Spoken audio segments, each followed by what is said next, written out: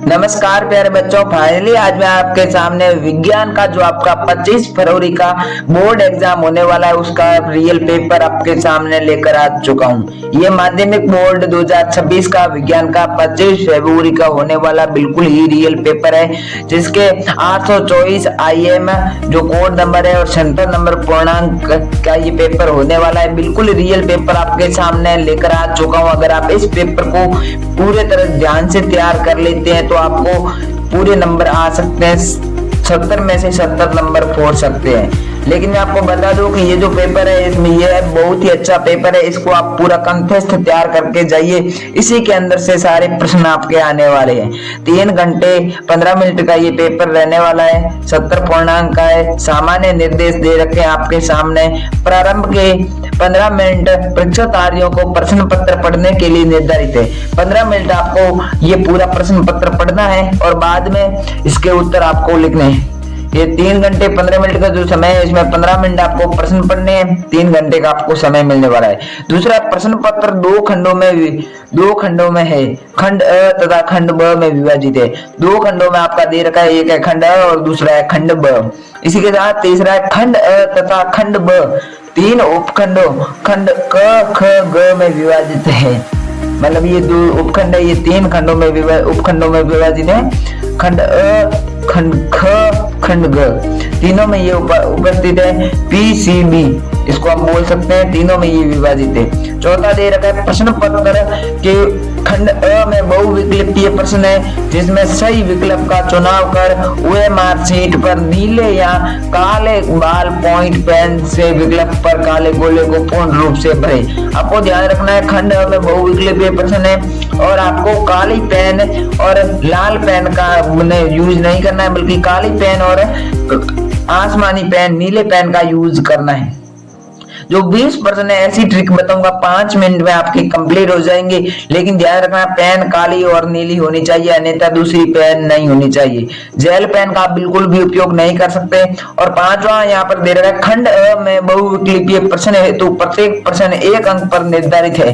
खंड अ के जितने भी प्रश्न है वह प्रत्येक प्रश्न 1 अंक का है, कोई भी 2 अंक का नहीं है। 20 प्रश्न आपके सामने दे रखे हैं, तो आपको अभी मैं जो छठा रूल है वह समझा देता हूं। खंड ब में वर्णनात्मक प्रश्न है, खंड ब है उसमें वर्णनात्मक प्रश्न है जो कि 50 नंबर के हो सकते हैं या फिर ऐसे कुछ हो सकते हैं। और इसी के साथ आगे वाला प्रत्येक प्रश्न के प्रमुख उसके सामने निर्धारित अंक दिए गए हैं, और वो कितने अंक का है, 2 का है, 4 का है, 6 का है, 1 का है, वो उसके सामने अंकित आपको मिलेंगे। इसी के साथ नेक्स्ट है कि खंड ब में प्रत्येक उपखंड के लिए सभी प्रश्न पत्र एक साथ आवश्यक है। प्रत्येक उपखंड में नए पृष्ठ से प्रारंभ करें, यानी कि खंड ब के प्रत्येक उपखंड सभी प्रश्न एक साथ करने हैं, मतलब अलग अलग नहीं करने। खंडों के जितने भी प्रश्न है तो वो एक साथ करने और प्रत्येक उपखंड को नए पृष्ठ से शुरू करना है। इसलिए आपको बता दूं कि जो आपका पेज अगर बच रहा है तो उसे आप छोड़ दें और नए पेज से शुरू करना आवश्यक है। इसी के साथ अगला जो नेक्स्ट है वह दे रखा है सभी प्रश्न करना अनिवार्य है। आपको सभी प्रश्न करने हैं, एक भी प्रश्न छोड़ कर नहीं आना है। इसमें कोई वो दूसरे मार्केटिंग का नहीं है, मतलब आप जितने भी प्रश्न, आपका कोई भी प्रश्न गलत होगा तो उसके नंबर काटे नहीं जाएंगे, आपको इस तरीके से दे रखा है। इसी के साथ आपको सभी प्रश्न करने हैं। अब हम आपको बता देते हैं कौन कौन से प्रश्न आएंगे। सबसे पहले आपको खंड अ के बहुविकल्पीय प्रश्न बता देते हैं। उपखंड क, विज्ञान का ये जो पेपर है उसमें उपखंड क हम आपको बता देते हैं, यानी कि PHY, जो कि सामान्य क्वेश्चन रहने वाले 20 क्वेश्चन है, प्रत्येक क्वेश्चन 1 नंबर का है। पहला क्वेश्चन दे रखा है किसी अवतल दर्पण पर अपापित प्रकाश किरण दर्पण में से परावर्तन के उत्तराल अपने ही मार्ग से वापस आ जाती है। ये किरण मुख्य अक्ष का परिच्छेदन करती है। इसमें क्या बोला है, प्रकाश की किरण है, दर्पण से परावर्तन उपरांत अपने मार्ग से वापस आ रही है। ये किरण मुख्य अक्ष पर प्रतिच्छेदन करती है, तो आपका सी ऑप्शन राइट हो जाएगा। वक्रता केंद्र पर प्रतिच्छेदन कौन से केंद्र पर कर रही है, तो ये वक्रता केंद्र पर कर रही है। दूसरा जो आपके सामने यहाँ पर क्वेश्चन दे रखा है, पहला क्वेश्चन 1 नंबर का हो जाएगा। दूसरा क्वेश्चन है एक लेंस वस्तु के स्थित विशेष के लिए आभासी, एक लेंस वस्तु के लिए स्थित विशेष के लिए आभासी सीधा तथा आवर्धिक प्रतिबिंब बनाता है लेंस होगा। वह कौन सा लेंस है जो सीधा और आवर्धन प्रतिबिंब बनाता है? तो वह उत्तल लेंस होगा। बी ऑप्शन आपका यहाँ पर करेक्ट आंसर हो जाएगा। इसी के साथ हम देख लेते हैं तीसरे क्वेश्चन को। तीसरा क्वेश्चन 1 नंबर का है और पूछ रहा है नेत्र लेंस की फोकस दूरी में परिवर्तन किया जाता है। 1 नंबर का क्वेश्चन है और पूछ रहा है नेत्र लेंस की फोकस दूरी में परिवर्तन किया जाता है। तो वह हो जाएगा पक्षमापी मांसपेशियों द्वारा, पक्षमापी मांसपेशियों द्वारा। डी ऑप्शन आपका करेक्ट आंसर हो जाएगा। चौथा क्वेश्चन है स्वच्छ आकाश के नीले रंग के लिए उत्तरदायी प्रकाशिकीय घटना है। तो आपका यहाँ पर जो इसमें बी ऑप्शन करेक्ट हो जाएगा, प्रकीर्णन। ये बी ऑप्शन करेक्ट आंसर हो जाएगा। स्वच्छ आकाश में नीले रंग को जो करता है वो बी ऑप्शन आपका करेक्ट आंसर हो जाएगा। 5वां क्वेश्चन है किसी विद्युत बल्ब पर 440 वोल्ट 220 वोल्ट अंकित है बल्ब फिलामेंट का प्रतिरोध होगा। 1 नंबर का क्वेश्चन है। उस बल्ब पर जैसे मान लेते हैं ये क्वेश्चन है, इस क्वेश्चन का हम आपको हल बता देते हैं। इसमें 440 वोल्ट, किसी बल्ब पर 440 वोल्ट, तो P बराबर हम लिख देते हैं 440 वोल्ट है, 440 लिख देते हैं और वोट 4 पीछे वोट लगा देते हैं। इसी के साथ हमने P का मान लिख दिया। फिर लिखते हैं V यानी वोल्ट का हम लिख देते हैं 220 वोल्ट। ये हमने पूरा अंकित है, ये पूरा लिख दिया। इसके बाद बल्ब फिलामेंट का प्रतिरोध होगा। इसका फिलामेंट का प्रतिरोध निकालना है तो हमको R ज्ञात करना पड़ेगा। R हमको पता नहीं है तो R ज्ञात करने के लिए सबसे पहले हम लगाएंगे जो है R बराबर V2 अपॉन P। तो V2 यानी V कितना है 220 है तो उसका गुणा 2 से कर देंगे। 220 गुना 220 नहीं, उसका डबल गुना हो जाएगा तो 220 गुना 220 बटे 440। तो 2 से ये 22 से 44 कट गया, 2 बार 0 से 0 कट गया और 2 से 210 कट गए 110 बार। आपका यहाँ पर 110 करेक्ट आंसर हो जाएगा। 110 ओम आपका यहाँ पर करेक्ट आंसर हो जाएगा। तो 110 डी ऑप्शन में आपका दे रखा है तो डी ऑप्शन यहाँ पर राइट हो जाएगा। मैंने आपको बल्ब फिलामेंट का प्रतिरोध कैसे निकालना है ये बता दिया है। अब आते हैं हम प्रश्न नंबर 6 की ओर। सबसे पहले ध्यान से देख लीजिए कि ये प्रश्न क्या पूछ रहा है। विद्युत परिपथ में प्रयुक्त होने वाले कुछ अवयवों के संकेत चिन्ह स्तंभ 1 में दिए गए हैं, स्तंभ 2 में दिए गए नामों से समुचित कर सही विकल्पों का चयन कीजिए। यहाँ पर आपके सामने दे रखे हैं तो सही विकल्पों का यहाँ पर स्तंभ 1 से स्तंभ 2 का चयन करना है। तो ये ऊपर आपका ये दे रखा है, ये क्या बता रहा है आपको इससे मिलाना है। तार क्रॉसिंग बता रहा है, विद्युत सेल बता रहा है, परिवर्ती प्रतिरोध बता रहा है। तो आपका यहाँ पर तीसरा ऑप्शन करेक्ट आंसर हो जाएगा। इसके साथ जो नेक्स्ट है वो क्या बता रहा है, विद्युत सेल बता रहा है, यहाँ पर अमीटर बता रहा है। तो आपका यहाँ पर अमीटर राइट हो जाएगा। चौथा ये जो तीसरा बता रहा है ये क्या बता रहा है, तो ये आपको समझना है। और क्या एक प्लस है एक माइनस है, एक बड़ा एक छोटा, तो ये विद्युत सेल बता रहा है। दूसरा ऑप्शन आपको मिला देना है। और लास्ट है जो तार क्रॉसिंग बता रहा है, आपको एक सीधी तार देख रही है और इसके सामने एक ऊपर तार क्रॉस की जा रही। तो यहाँ पर आपका पहला तीसरे में हो गया, बी चौथे में हो गया और सी दूसरे में हो गया। तो आपका यहाँ पर ए ऑप्शन करेक्ट आंसर हो जाएगा। ये आपका सही हो जाएगा। आप लोग इसे नोटबुक में साथ ही साथ नोट करते जाइए और साथ ही साथ इस प्रश्नों को हल करते जाइए। बहुत ही महत्वपूर्ण प्रश्न है जो आपकी परीक्षा में आएंगे। और सामने 7वां क्वेश्चन दे रखा है किसी धारावाही परिनालिका को स्वतंत्र पूर्वक लटकाने का संदेह स्थित होगा, यानी कि जो इसका आंसर है सी हो जाएगा, उत्तर दक्षिण में। सी ऑप्शन करेक्ट आंसर हो जाएगा। अब चलते हैं हम 8वें क्वेश्चन की ओर। ये प्रश्न 1 नंबर का है और आपको इसके सही करने पर 1 नंबर मिल सकता है। इसके साथ हम उपखंड ख की बात कर लेते हैं जिसमें 8वां क्वेश्चन दे रखा है CH। तो आगे चलिए हम बात कर लेते हैं निम्नलिखित में से कौन सी धातु कमरे के ताप पर ठोस अवस्था में नहीं होती है। तो आपको पूछ लेते कभी कभी होती है कभी कभी नहीं होती है, तो इसमें नहीं होती है पूछ रखा है। 1 नंबर का क्वेश्चन है। तो आपको कमरे के ताप पर कौन सी ताप पर ठोस अवस्था में नहीं होती है, तो वो मरकरी यहाँ पर बी ऑप्शन आपका करेक्ट आंसर हो जाएगा। नमा क्वेश्चन दे रखा है अम्ल एवं क्षारक की अभिक्रिया से प्राप्त होता है। अम्ल और क्षारक की अभिक्रिया से क्या प्राप्त होता है? तो अम्ल और क्षारक की अभिक्रिया से हमें लवण तथा जल प्राप्त होता है। डी ऑप्शन आपका करेक्ट आंसर हो जाएगा। इसी के साथ हम बात कर लेते हैं नेक्स्ट 10वें क्वेश्चन की। निम्नलिखित अभिक्रिया CaCO3 उष्मा दे रखी है बीच में CaCO3 उष्मा CaO कोष्टक में H प्लस CO2 G उदाहरण है। ये किसका उदाहरण है? तो आपको यहाँ पर बताना है ये कौन सा उदाहरण है? तो अपघटन अभिक्रिया का उदाहरण है। कौन सी अभिक्रिया का उदाहरण है? अपघटन अभिक्रिया का उदाहरण है। तो आपका यहाँ पर सी ऑप्शन करेक्ट आंसर हो जाएगा, क्योंकि बीच में उष्मा आ रहा है और ये दोनों को उष्मा से कर रहा है, तो इसलिए आपका यहाँ पर सी ऑप्शन करेक्ट आंसर हो जाएगा। ये 11वां क्वेश्चन दे रखा है संकलन का गुण किस परमाणु में पाया जाता है? संकलन का गुण किस परमाणु में पाया जाता है? 1 नंबर का क्वेश्चन है, तो आपका सी ऑप्शन है, ए ऑप्शन करेक्ट आंसर हो जाएगा सी। और इसी के साथ हम बात कर लेते हैं 12वें क्वेश्चन की। निम्नलिखित में एल्कोहल है, एल्काइन क्या है? तो आपको बताना है एल्काइन इसमें क्या है, तो बी ऑप्शन करेक्ट आंसर हो जाएगा। CH3 - बराबर C-H, ये आपका करेक्ट आंसर हो जाएगा। बी ऑप्शन आपका करेक्ट आंसर हो जाएगा। तो इंजन एवं औषधियों के रूप में उपयोग होता है। ईंधन एवं औषधियों के रूप में क्या उपयोग होता है?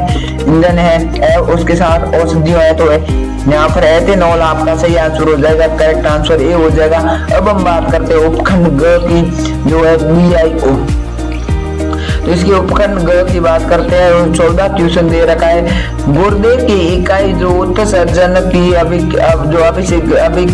उत्सर्जन की प्रक्रिया में भाग लेती है उसे क्या कहते हैं? गुर्दे की इकाई जो उत्सर्जन अभिक्रिया में भाग लेती है उसे हम कहते हैं वर्काणु आपका सही उत्तर हो जाएगा। 15वां क्वेश्चन है। पौधे में जाइलम किसके लिए उत्तरदायी है?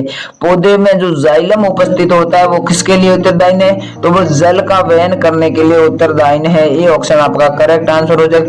स्वपोषी पोषण के लिए आवश्यक है। स्वपोषी पोषण के लिए क्या आवश्यक है? तो स्वपोषी पोषण के लिए यहाँ पर कार्बन डाइऑक्साइड, जल तथा क्लोरोफिल तथा सूर्य के प्रकाश, यहाँ पर सारे उसके लिए आवश्यकता है। तो आपको यहाँ पर डी ऑप्शन करेक्ट कर देना, उपयुक्त सभी। 17वां क्वेश्चन दे रखा है। ऑक्सीजन की उपस्थिति में पाइरूवेट का ऑक्सीजनीकरण कोशिका में किस भाग से होता है? ऑक्सीजन की उपस्थिति में पाइरूवेट का ऑक्सीजन कोशिका किस भाग से होता है? तो होता है माइटोकॉन्ड्रिया। सी ऑप्शन राइट हो जाएगा। मेंडल ने अपना प्रयोग किया था। क्या प्रयोग किया था? तो उसने किया था वसागत गुणों के अध्ययन के लिए। 19वां क्वेश्चन है। निम्नलिखित में से कौन ओजोन परत क्षरण के लिए जिम्मेदार मुख्य पदार्थ है? तो आपका यहाँ पर करेक्ट आंसर हो जाएगा ए, क्लोरोफ्लोरोकार्बन। निम्नलिखित में से कौन सा है? तो क्लोरोफ्लोरोकार्बन। आप 20वां क्वेश्चन दे रखा है। निम्न में से कौन आर श्रृंखला का निर्माण करता है? कौन सा आर है जो श्रृंखला का निर्माण करता है? घास, बकरी तथा मानव श्रृंखला का निर्माण करते हैं, तो बी ऑप्शन करेक्ट आंसर हो जाएगा। अब भाइयों हमारा खंड समाप्त होता है। अब हम बात करते हैं खंड ब की, जो 50 नंबरों का होने वाला है। उसमें हम बात कर लेते हैं उपखंड क की। सबसे पहले आपके सामने 21वां क्वेश्चन दे रखा है, जिसमें आपको पूछ रहा है, पहला है जो वो पूछ रहा है 4 नंबर का ये होने वाला है। पहला पूछ रहा है प्रकाश अपवर्तन की घटना को समझाइए। प्रकाश अपवर्तन की घटना को आपको समझाना है, जिसका आंसर मैं आपको बता रहा हूँ। देखो आप लोग सबसे पहले नोटबुक ले लीजिए और उसमें ये लिखते जाइए। आंसर है जो 21वें का पहला, प्रकाश के एक माध्यम से दूसरे माध्यम में जाने पर उसकी दिशा में होने वाले परिवर्तन की घटना को प्रकाश का अपवर्तन कहा जाता है। प्रकाश के अपवर्तन के 2 नियम हैं। प्रकाश के अपवर्तन के कितने नियम है? 2 है। पहला है आपलित किरण, अपवर्तित किरण तथा अपवर्तन बिंदु पर अलंबित 3 तलों पर की जाती है। दूसरा है जब एक ही रंग का प्रकाश की किरणें किन्हीं दो माध्यमिक सीमा तल पर छेदती है, अपावित होती है, तो वह कौन? कि ज्यों तथा अपवर्तन कोण थीटा का अनुपात एक नियतांक होता है। इस नियतांक को दूसरे माध्यम का पहला माध्यम के सापेक्ष अपवर्तनांक कहते हैं। इसे प्राय L1N2 नियम भी कहते हैं। ये प्रदर्शित करते हैं। इस नियम को स्नेल का नियम भी कहा जाता है। ये हमने पहले क्वेश्चन का आंसर यहाँ पर रेडी कर लिया है, तो आपको ये 21वें के पहले में लिखना है। अब हम बात कर लेते हैं 21वें के दूसरे क्वेश्चन की। दूसरा क्वेश्चन जो कि है नेत्र के दीर्घ दृष्टि दोष तथा इसके संशोधन पर संक्षिप्त टिप्पणी करनी है। ये मोस्ट इम्पोर्टेंट क्वेश्चन है, तो इसके आंसर बता देता हूँ। आंख का वह दोष जिसमें दूर की वस्तुएं तो स्पष्ट दिखाई देती है, परंतु पास की वस्तुएं स्पष्ट दिखाई नहीं देती है, इसे दूर दृष्टि दोष कहते हैं। इसमें आंख का निकट बिंदु 25 सेमी पर न होकर दूर सरक जाता है। दूर दृष्टि दोष का निवारण इस दोष से निवारण के लिए उचित फोकस दूरी वाले एक उत्तल लेंस का प्रयोग करते हैं। इसमें सीधे सीधे ये बता रहा है हमें दूर की वस्तुएं स्पष्ट दिखाई नहीं देती है, दूसरे का उपयोग करना चाहिए। इसके साथ हम ये डायग्राम देख लेते हैं जिसमें निकट स्थित वस्तु R और इसमें रेटिना प्रतिबिंब बताया जा रहा है। ये उत्तल लेंस, ये आपको ऐसा बना देना है डायग्राम। और इसी के साथ संक्षिप्त टिप्पणी कर लिया। हम 22वें का पहला क्वेश्चन देख लेते हैं। उत्तल दर्पण की फोकस दूरी के लिए सूत्र लिखिए। उत्तल दर्पण के कोई दो उपयोग लिखने हैं। दूसरा क्वेश्चन है 2 सेमी लंबी वस्तु 20 सेमी फोकस। सबसे पहले हम पहले को देख लेते हैं 22वें का पहले का। उत्तल दर्पण फोकस दूरी 1/f बराबर 1/u प्लस 1/v। यहाँ पर ये आपका दे रखा है।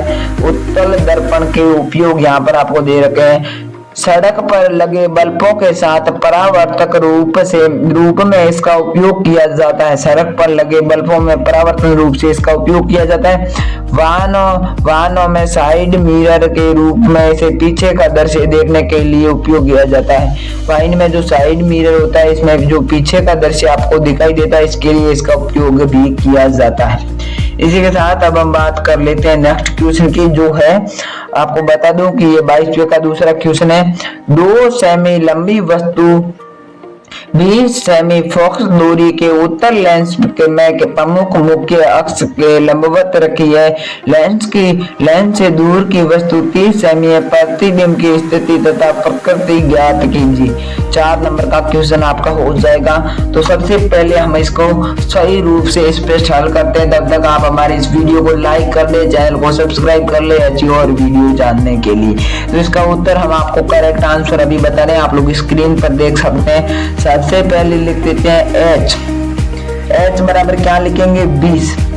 2 सेमी लंबी वस्तु है तो H बराबर लंबाई लिख देंगे।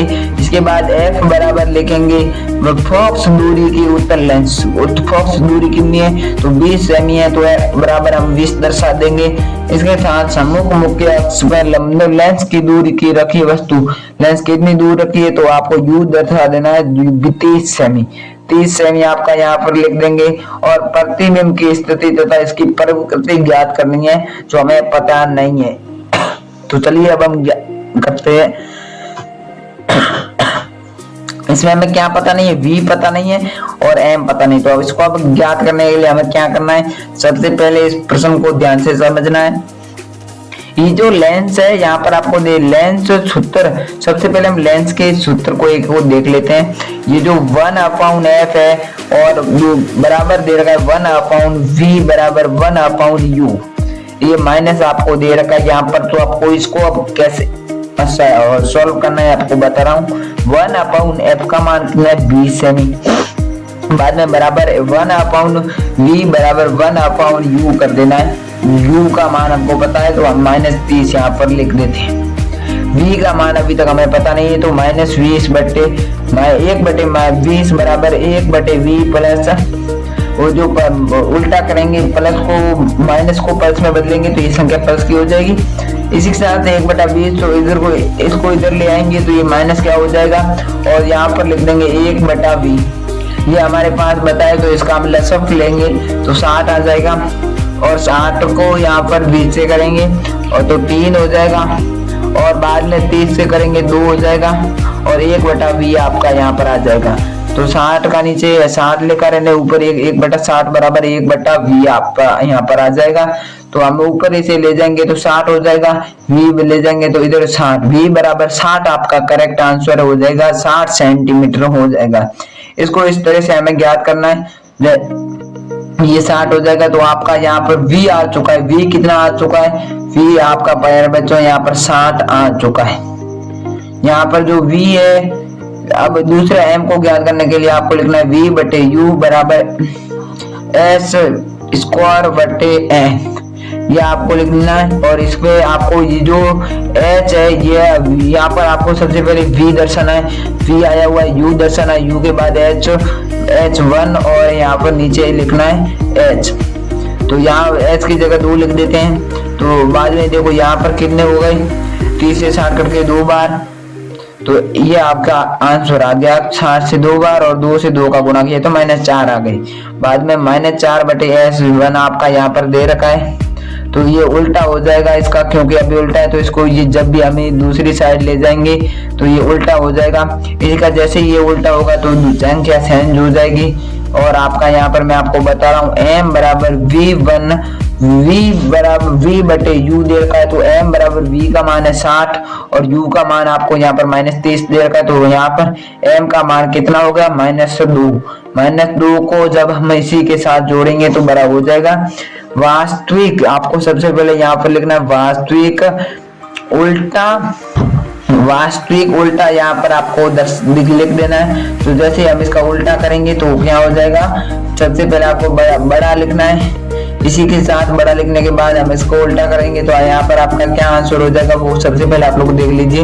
वास्तविक बड़ा, ये हमको उल्टा नहीं करना है, इतना लिखकर छोड़ देना है तो भी आपको नंबर मिल जाएंगे। ये आपका दूसरा आंसर करेक्ट हो गया। अब 23वें का पहला करते हैं। किसी चुंबकीय क्षेत्र में धारावाह चालक पर लगने वाले बल किन किन कारकों पर निर्भर होते हैं? किसी चुंबकीय क्षेत्र में लगने वाले किसके निर्भर होते हैं? तो 23वें का पहला है, चुंबकीय क्षेत्र पर लगे धारावाह चालक पर लगने वाले बल निम्नलिखित कारकों पर निर्भर होते हैं। आपको यहाँ पर कारक बता रहा है कि कौन से कारकों पर निर्भर होते हैं, तो निम्नलिखित है। सबसे पहला दे रखा चालक में प्रवाहित धारा जितनी अधिक होगी बल उतना ही अधिक होगा। धारा जितनी अधिक होगी बल उतना ही अधिक होगा। दूसरा बता रहा चुंबकीय क्षेत्र की तीव्रता, चुंबकीय क्षेत्र जितना अधिक होगा बल उतना ही अधिक होगा, यानी कि जो चुंबकीय क्षेत्र है वह जितना अधिक होगा बल उतना ही अधिक होगा। तीसरा क्वेश्चन दे रखा चालक की लंबाई L बराबर चालक की लंबाई जितनी अधिक होगी बल उतना ही अधिक होगा। चालक की जो लंबाई है वो जितनी अधिक होगी बल उतना अधिक होगा। धारा का और चुंबकीय क्षेत्र के बीच का कोण, बल का मान साइन कोस थीटा पर निर्भर करता है। ये आपका यहाँ पर जो 23वें का पहले का उत्तर हो गया। अब दूसरा है चुंबक तथा धारावाही परिनालिका में अंतर स्पष्ट कीजिए। चुंबक व धारावाही परिनालिका में अंतर स्पष्ट करना है तो एक तरफ चुंबक लिख देना है, एक तरफ धारावाही परिनालिका लिख देना है। बाद में धारावाही चुंबक में क्या होता है, दंड चुंबक के सिरों में चुंबकत्व अधिकतम तथा मध्य में चुंबकत्व न्यूनतम होता है। और इसमें क्या है, परिनालिका के अंदर प्रत्येक बिंदु पर चुंबकीय एक समान होता है, केवल सिरों के पास थोड़ा सा कम होता है। ये पहले। और दूसरा है इसके सिरों की ध्रुवता नियत रहती है। इसके सिरों की ध्रुवता दूसरे में इसमें हो जाएगा, इसके सिरों की ध्रुवता धारा प्रवाह की दिशा पर निर्भर करती है। तीसरा क्या है, इसका चुंबकत्व स्थायी होता है, इसका चुंबकत्व प्रभावित हो धारा के मान पर निर्भर करता है। धारा का मान बढ़ाने के लिए चुंबक तत्व का मान भी बढ़ जाता है। धारा का मान हम बढ़ाते हैं तो उसके साथ चुंबक तत्व का मान भी बढ़ जाता है।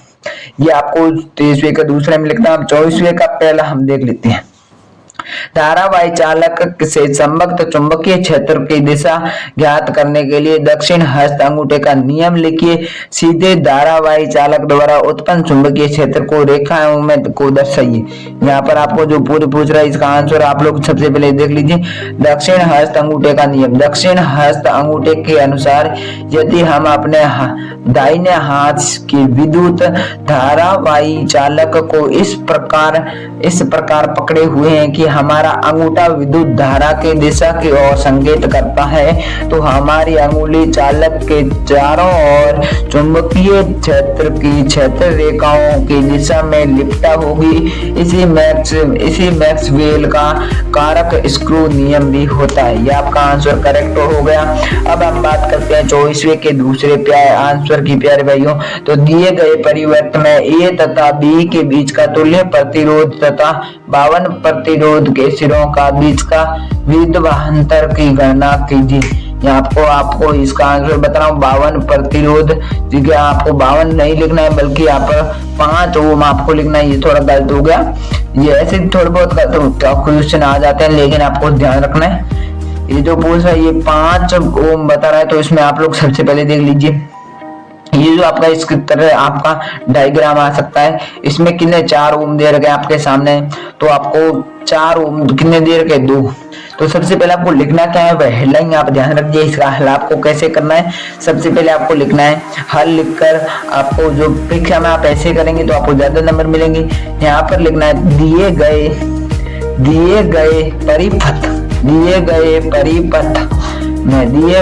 परिपथ में आपको लिखना है 4 ओम के दो प्रतिरोध। दिए गए परिवर्त में 4 ओम के 2 प्रतिरोध, दिए गए परिवर्त में 4 ओम के 2 प्रतिरोध समांतर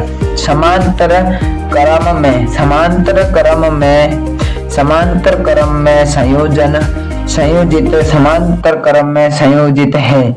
दिए गए परिवर्त में 4 ओम के 2 प्रतिरोध समांतर क्रम में संयोजित है, तब लिखकर आपको लिखना है कि 1/R1 बराबर 1/4 प्लस 1/4 कर देना है। इसके बाद बराबर में लिखा 1/R1 बराबर 1/R1 बराबर इसका लफ्ज 4 हो जाएगा, 4 में एक बार और 4 में दूसरी बार एक बार। तो यहाँ पर आपको लिखना है 2/4। 2/4 को काटेंगे तो 1/2 हो जाएगा, 1/2। तो R1 बराबर लिख देना है 2। इसका उल्टा करेंगे तो 2 ओम हो जाएगा। तो R1 आपका 2 ओम आ जाएगा, कितना आ जाएगा 2 ओम।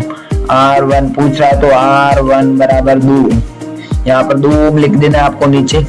अब क्या दे रखा है, यहाँ पर 5 ओम लिख देना है।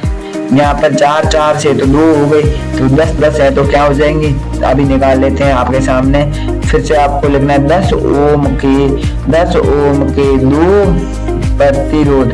10 ओम के 2 प्रतिरोध किसमें है, वो है समांतर क्रम में। 10 ओम के 2 प्रतिरोध समांतर क्रम में क्या है, संयोजित है। 10 ओम के 2 प्रतिरोध समांतर क्रम में संयोजित है। तब आपको लिखना है आगे, इसमें लिखना है क्या, 1/R1 बराबर 1/1 लिख लेना है 10 प्लस 1/10 बराबर में कर देना है आपको। यहाँ पर 1/R2 बराबर, यहाँ पर आपको नीचे 10 लिखना है, ऊपर 1 प्लस 1 लिखना है, क्योंकि इसका लसागु 10 हो जाएगा। और 2/10 हो जाएगा, 2 से 10 कट गया 1/5 हो जाएगा। उल्टा ले जाएंगे तो R2 बराबर 5 हो जाएगा। 5 ओम आपका करेक्ट आंसर हो जाएगा। और आप सीधे भी कर सकते हैं, अगर दो संख्या समान दे रखी तो आपको लिखना है 4 और 4 का अर्थ कितना होता है 2। यहाँ पर बीच में 5 का 5 लिखना है। 2 संख्या दे रखी तो आपको 10 का अर्थ कितना होता है 5। आप 5 लिख सकते हैं, ये आपका डायरेक्ट तरीका है, लेकिन आप विधि से करेंगे तो आपको ज्यादा नंबर मिलेंगे, वरना आपके नंबर वो काट सकता है। इसलिए आपको यहाँ पर लिख देना है 5 ओम। ये आपका 2 ओम सही है, 5 ओम सही है, और यहाँ पर आपको 5 ओम फिर से लिख देना है। ये आपका करेक्ट आंसर हो जाएगा। इसी के बाद हम बात करते हैं नेक्स्ट क्वेश्चन की। तो ऐसे इस तरीके से आपको ये क्वेश्चन करना है। अभी आगे आप करना चाहते हैं तो भी कर सकते हैं। जैसे आगे आप अगर करना चाहते हैं R बराबर R बराबर R2 बराबर 5 ओम, तो आपको कैसे करना है, देखो R 2 5 प्लस 5 ओम, यहाँ पर लिख देना है 2 प्लस 5 और 10 12 ओम। R बराबर 12 ओम आपका करेक्ट आंसर हो जाएगा। ऐसा आंसर लिख देना, अगर कोई भी आपका चेक करने वाला गलत कर दे तो आप वापस आकर मुझे बताना। ये सेम ऐसा क्वेश्चन आने वाला, लेकिन आप आगे जरूर लिखना परिपथ। ये आपको लिखना परिपथ में परिपथ में प्रवाहित धारा, परिपथ में प्रवाहित धारा क्या है, तो वो आपको लिखना है I बराबर V अपॉन R, I बराबर V अपॉन R लिखना है। तो आपको क्या लिखना है, I बराबर V अपॉन R, 6 V दे रखा है यहाँ पर, तो I बराबर लिख देना है 6/12 हो जाएगा। तो यहाँ पर आ जाएगा 0.5 है आपका यहाँ पर हो जाएगा। और इसके बाद में आपको जो भी आपकी संख्या दे रखी है उससे आपको काट देना। तो 0.5 ओम पाँच ओम प्रतिरोध लिखना है। उसके आगे लिखना 5 ओम प्रतिरोध के सिरों, 5 ओम प्रतिरोध के सिरों के बीच, 5 ओम प्रतिरोध सिरों के बीच विभवांतर 5 ओम प्रतिरोध सिरों के बीच विभवांतर V बराबर IR, V बराबर क्या हो जाएगा 0.05 गुणा क्या हो जाएगा 5। तो यहाँ पर आपको कितना आंसर हो जाएगा 5 25 और यहाँ पर हो जाएगा 2.5 आपका करेक्ट आंसर हो जाएगा। और आपको लिख देना 2.5 वोल्ट जरूर लिखना है, क्योंकि आपको यहाँ पर साथ में वो जो उसका चिन्ह है वह भी दर्शाना है। ये आपका हो गया। अथवा में दे रखा है, तो अथवा वाला आप लोग चाहे तो कर भी सकते हैं, चाहे तो छोड़ भी सकते हैं, लेकिन आपको करना है। तो आपको बता रहा हूँ कि ये जो पहला है, दूसरा है 2 दे रखे हैं अथवा में, तो आपको अथवा हल करने हैं। तो पहले पर आपको मैं बता देता हूँ, विद्युत परिपथों में फ्यूज का क्या महत्व होता है। किसी मकान में कुल अर्धी धारा 2200 वोल्ट है, विद्युत की आपूर्ति 220 वोल्ट पर की धारा पर है। मकान में प्रयुक्त फ्यूज का अनुमानता क्या होना चाहिए, विद्युत ऊर्जा के व्यावहारिक मात्रक लिखिए, व्यवहारिक मात्रक आपको लिखना है। तो आपको इसका आंसर देना है अथवा वाला है। तो विद्युत परिपथ में फ्यूज एक सुरक्षा युक्ति का कार्य करता है। जब कभी घरों में बिजली की डोरी की दोनों तार विद्युत रोधी आवरण हट जाने के कारण एक दूसरे से छू जाते हैं, अथवा बिजली के बहुत सारे उपकरण एक साथ प्रयोग में लाए जाते हैं, तब परिपथ का विद्युत में प्रतिरोध एकदम गिर जाता है तथा परिपथ में बहुत अधिक धारा बहती है। इससे इतनी अधिक ऊष्मा उत्पन्न होती है कि परिपथ में तारों में आग लग सकती है। कभी कभी किसी उपकरण की खराब के कारण उससे बहुत अधिक धारा बहती है, जिससे उपकरण आपके सामने ये फ्यूज का उपकरण दे रखा है, फ्यूज प्लस माइनस में हो जाएगा। तो आपको यहाँ पर फ्यूज जल जाता है। इस प्रकार के खतरों से बचने के लिए विभिन्न परिपथों में वायरिंग में फ्यूज तार लगाए जाते हैं। प्रत्येक फ्यूज तार में अधिकतम धारा वहन करने की एक क्षमता होती है। जब धारा पर निश्चित परिणाम से अधिक होती है तो फ्यूज तार गल जाता है और विद्युत परिपथ टूट जाता है, जिसमें शक्ति होने से बच जाती है। कुल अभिभार 2200 वॉट, विद्युत की आपूर्ति 220 प्रत्येक फ्यूज का अनुमानिक 5 है।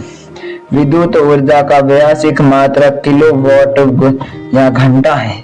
किलोवाट या फिर घंटा है, तो आपका ये किलोवाट या फिर घंटा लिख देना है। ये आपका आंसर हो गया। अब हम दूसरे आंसर की बात कर लेते हैं। घरेलू विद्युत परिपथ में प्रयुक्त तारों के नाम तथा आवरण तारों के रंग को लिखिए। ये 6 नंबर का क्वेश्चन होने वाला है, तो इसे आप जरूर करें। आपको मोस्ट इम्पोर्टेंट क्वेश्चन है, बहुत सारे नंबर एक साथ मिल जाएंगे। घरेलू विद्युत परिपथ के 3 तार प्रयुक्त होते हैं। पहला है फेज तार, ये लाल रंग, और दूसरा है न्यूट्रल तार काला रंग, और अर्थ तार हरा रंग। ये आपका यहाँ पर आंसर हो जाएगा। 24 के क्वेश्चन का आंसर हो जाएगा। इसमें बाद 25वां क्वेश्चन दे रखा है उपखंड ख का। उपखंड ख में आपको क्या दे रखा है, सबसे पहले देख लीजिए। ये दे रखा है निम्नलिखित यौगिक का IUPAC नाम लिखिए। IUPAC नाम लिखा, निम्नलिखित यौगिक का आपको नाम लिखना है। तो आपको पहले और दूसरा 2 दे रखा है, जिसमें आपको ये नाम लिखना है। कैसे लिखना है देखो, इसमें आंसर है I बराबर ब्रोमोप्रोपेन, और दूसरे का है प्रोपियोनिक अम्ल। ये आपको दोनों के यहाँ नाम लिख देने, और ये आपका नाम जैसे इसमें है तो आपको ये दोनों नाम लिख देने। इसके बाद में आपको बी का पहला दे रखा है संयोजन अभिक्रिया का एक उदाहरण लिखिए, केवल समीकरण लिखिए। यहाँ पर आपको एक अभिक्रिया का एक उदाहरण लिखना है, वो केवल समीकरण में लिखना है। तो आप लोग को संयोजक अभिक्रिया का एक उदाहरण क्या होता है तो वो आप स्क्रीन पर देखिए। अभी मैं आपको इसका उत्तर बता रहा हूँ, वीडियो को लाइक कर दीजिए। इसका जो कोयले का देन C कोष्टक में S प्लस O2 बराबर CO2, ये हो गया। और ये आप लोगों को देना है संतुलित समीकरण लिखिए। यहाँ पर आपको संतुलित समीकरण लिखना है, तो वो भी आप लोग बहुत ही आसानी से लिख सकते हैं। जैसे संतुलित समीकरण मैं आपको बता रहा हूँ, ब्रोमियम chloride aluminium sulphate barium sulphate aluminium chloride बराबर क्या दे रखा है 4 नंबर का क्वेश्चन होने वाला है। तो आप इसे चुटकी में कर सकते हैं। देखो 3 BaCl2 प्लस AAl2SO4 के बाद 3 बराबर 3 BaSO4 प्लस 2AlCl3, ये आपका आंसर हो जाएगा। इसका आंसर आप लोग नोटबुक में जल्दी से लिख लीजिए। अब हम बात करते हैं नेक्स्ट क्वेश्चन की, बहुत ही वेरी मोस्ट इम्पोर्टेंट क्वेश्चन जो है 26वां क्वेश्चन। इसी के साथ हम इस क्वेश्चन की बात कर रहे हैं, तब तक आप हमारी वीडियो को लाइक कर दें, चैनल को सब्सक्राइब कर दें। तो चलिए आप ये नेक्स्ट क्वेश्चन हम देख लेते हैं। अब हम आपको 26वें क्वेश्चन की बात कर लेते हैं। तो 26वें क्वेश्चन में आपको सोडियम का लिख देना है। सोडियम का इलेक्ट्रोनेगेटिव विन्यास क्या होता है 281। क्लोरीन का क्या, क्लोरीन का इलेक्ट्रोनेगेटिव विन्यास होता है 287, ये आपको लिख देना है।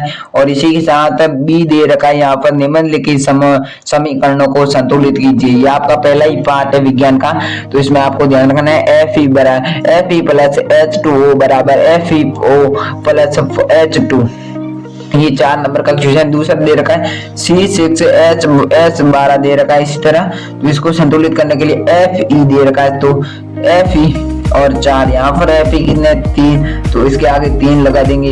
ये आपका दोनों के आंसर आप लोग देख सकते हैं। इस तरह से ये संतुलित होंगे और इन दोनों के आंसरों का आप स्क्रीनशॉट ले सकते हैं या फिर अपने नोटबुक में भी इन दोनों के आंसर को आप लोग लिख सकते हैं। इसके बाद हम आगे के क्वेश्चन की बात करते हैं।